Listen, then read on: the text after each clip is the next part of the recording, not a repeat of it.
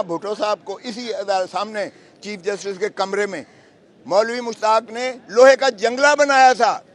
Chief justice के कमरे में लोहे का जंगला बनाकर जिस तरह जानवर को बंद करते हैं, जुल्फकार अली भुट्टो को यहाँ बंद करके ये ट्रायल हो रहा था हाई कोर्ट का।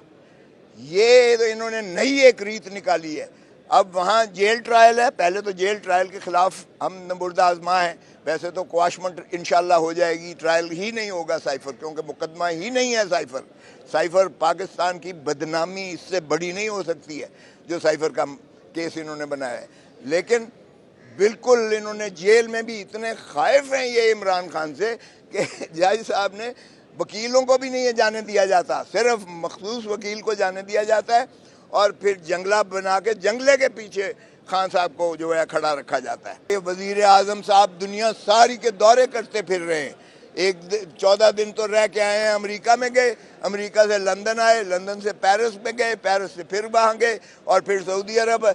14 दिन की अय्याशी करके पूरा खानबादा लेकर और अरबों रुपया उस कौम का टैक्सेस का लगाया जो खुद आज 3 नस्लें मकरूज हैं। हमारी 3 नस्लें मकरूज कर चुके हैं ये। और आज जो बच्चा पैदा हो रहा है वो 2.5 लाख रुपए कर्जे के नीचे पैदा हो रहा है। इस कैफियत में अब हमारे वजीर आजम साहब चाइना गए हुए हैं। और क्या बात है भाई, तुम्हारा काम सिर्फ इलेक्शंस करवाना है, साफ और शफाफ। उसके लिए तो तुम तैयार, सुनने को भी तैयार नहीं हो और ना ही तुम्हारा जो है उस पर कोई रुझान है। तुम ऐसे कर रहे हो जैसे तुम इलेक्टेड प्राइम मिनिस्टर हो। 4 सूबों में और मरकज में इस वक्त कोई पाकिस्तान के अवाम की नुमाइंदगी नहीं है, कोई अवाम की नुमाइंदगी नहीं है।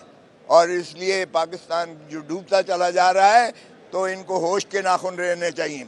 साफ और शफाफ इलेक्शंस करवाएं और जो भी बनता है पार्लियामान में, असेंबलियों में, उसको इक़्तिदार सौंपें और ये खुद वापस जाएं। यही पाकिस्तान की तरक्की का राज होगा और यही पाकिस्तान में एक इस्तक़लाल लाएगा, सॉलिडारिटी लाएगा, एक जो है स्टेबिलिटी लाएगा। पॉलिटिकल स्टेबिलिटी के बगैर मुआशी इस्तेकाम हो नहीं सकता है, मुल्क तरक्की कर ही नहीं सकता है जब तक आपकी सियासी पुख्तगी नहीं होगी। और सियासी पुख्तगी नफ़रतों से नहीं होती है। हमारा मुल्क नफ़रतों का मज़ीद मुतहम्मिल नहीं है।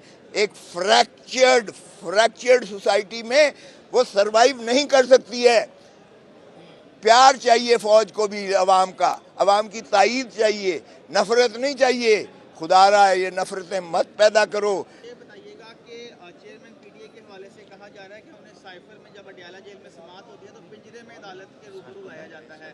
तो एक तो इस पर बता दीजिए कि क्या वाकई ऐसा है और किस कंडीशन में ये समाअत होती है। दूसरा ये बता दें कि काजी फायद ईसा साहब को चीफ जस्टिस बने 1 माह का अरसा हो चुका है, तो आप ये 1 माह का कैसे देखते हैं? ये दोनों सवाल के देखें, पहली बात तो ये है, पिंजरा तो मैंने ही कहा, बिल्कुल मैंने कहा और वहाँ से भी पिंजरे में ये इतने खाइफ हैं, मुझे समझ नहीं आती है। यहाँ भुट्टो साहब को इसी सामने चीफ जस्टिस के कमरे में मौलवी मुश्ताक ने लोहे का जंगला बनाया था।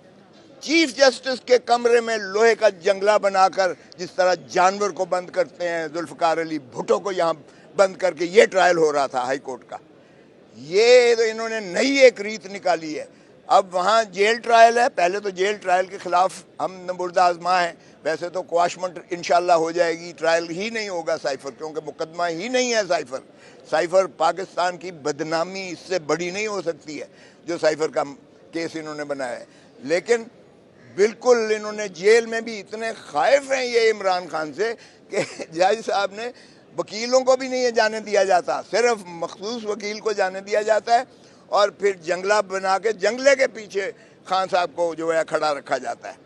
ये इंसाफ के ऐवान है क्या? इस तरह से आप समझते हैं कि खान को इंसाफ मिलेगा?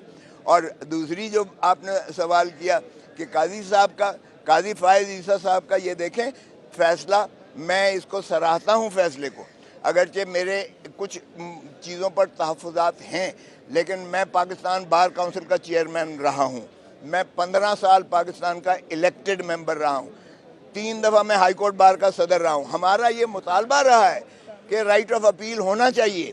आर्टिकल 184 में जब आप सीधा लेते हैं, सुओ मोटो लेते हैं या डायरेक्ट लेते हैं, तो एक हक अपील का बिल्कुल होना चाहिए। ये हमारा हमेशा से मुतालबा। जिस पर हमारा इख्तलाफ था वो ये कि ये आइन में तरमीम करना इसकी ज़रूरत है, लेकिन बाहर कैफ हाई कोर्ट ने कर दिया, हम इस पर खुश हैं, इसलिए कोई ऐसी बात नहीं है। मगर देखें, जो पर्सन स्पेसिफिक अमेंडमेंट थी कि ये पीछे से इतलाक होगा, और वो था नवाज शरीफ और तरीन साहब को जो है बेल आउट करने के लिए, वो सुप्रीम कोर्ट 8-7 से सुप्रीम कोर्ट ने उसे मुस्तरद कर दिया है और गैर आइनी करार दे के उस अमेंडमेंट को रद्द कर दिया है। सो फैसला मैं समझता हूँ ठीक है। हमने इस्तदा और कर रखी है कि खुदारा ये 3-4 और मुकदमात जो हैं फुल कोर्ट सुने हमें। बिल्कुल, मैंने तो खुद एतजाज़ हसन की जो पटिशन थी कि सिविलियंस को फ़ौजी अदालतों में नहीं ट्राई किया जा सकता, ये सिवाय इसके कि आपने खौफ की फ़िज़ा बनाने के लिए आपने ये कानून बनाया है। खुदारा इस कानून पर भी आप फैसला दीजिएगा, क्योंकि काजी फाइज ईसा साहब खुद एक दबंग फैसला पहले 2015 में दे चुके हैं, जिसमें उन्होंने कहा था ये APS के बाद 21वीं और 23वीं तरमीम से किया गया था। उन्होंने कहा आईनी तरमीम से भी आप सिविलियंस को मिलिट्री कोर्ट्स में ट्राई नहीं कर सकते।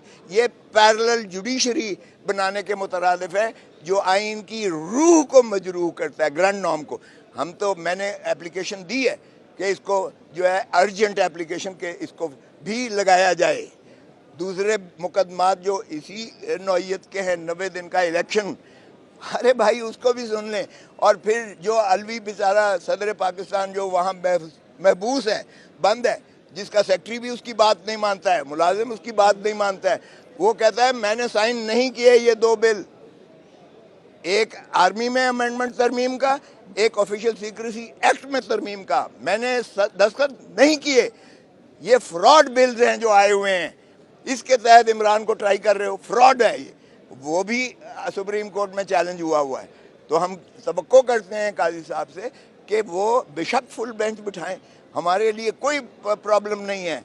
5 रुकनी बिठाएं, 3 बिठाएं, फुल बिठाएं, वो एडमिनिस्ट्रेशन उनका अख्तियार है, वो उसको पूरा इस्तेमाल करें, अवाम को रिलीफ दें, आइन को बहाल करें, आइनी हकूक दें, आइनी मसाइल जो हैं उनको उलझाएं ना 9, 6, 10, 5, 5, 6, 3, 2 इस चक्कर में ना डालें, तो फैसले करें। नवाज शरीफ साहब वापस आ रहे हैं और मीनार पाकिस्तान पर स्टेज भी तैयार हो गया है, वो तो जलसा करने जा रहे हैं। हमें ये बताएं कि कानून क्या कहता है कि जब वो वापस आए तो क्या सलूक होगा? देखें, वो तो सीधा सीधा है।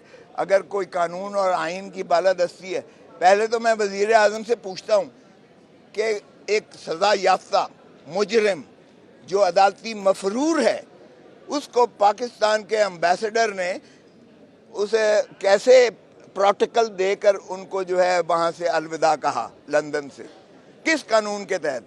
उसका तो फ़र्ज था उसको पकड़ के डिपोर्ट करता। जो अदालती वारंट्स निकले हुए हैं परपेचुअल, उनकी तामील करते हुए एम्बेसडर को उसे गिरफ्तार करवा कर उसको यहाँ भेजना था, डिपोर्ट करना था, ये एम्बेसडर का फ़र्ज था। एम्बेसडर हमारा उसको सी ऑफ कर रहा है, तो इसका मतलब ये हुआ कि तसलसल है ये PDM की हुकूमत का, या कोई डील उनके साथ कर रहे हैं, जो भी हुआ है। लेकिन बाहर कैफ हमारे अदालतें जो है इतनी अभी अंधी और कमज़ोर नहीं हुई हैं।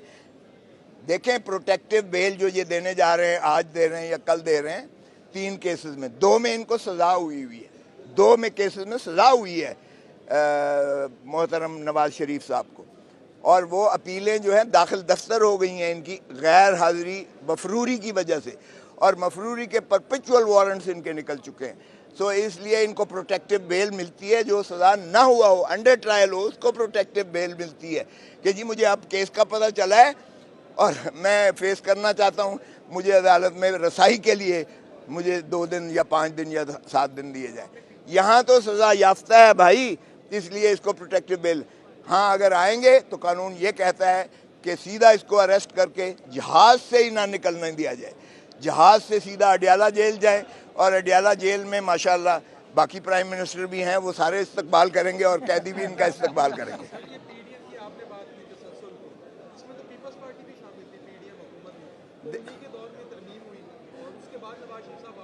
नहीं, आप देख लें, पीपल्स पार्टी बड़ी क्लियरली जुदा कर चुकी है, राहें जुदा कर चुकी है, इसलिए कि अगर फ़वाद अहमद फ़वाद हमारा नहीं था, आहद चीमा हमारा नहीं था प्रिंसिपल सेक्रेटरी, एक नवाज शरीफ का था, एक शहबाज शरीफ का था।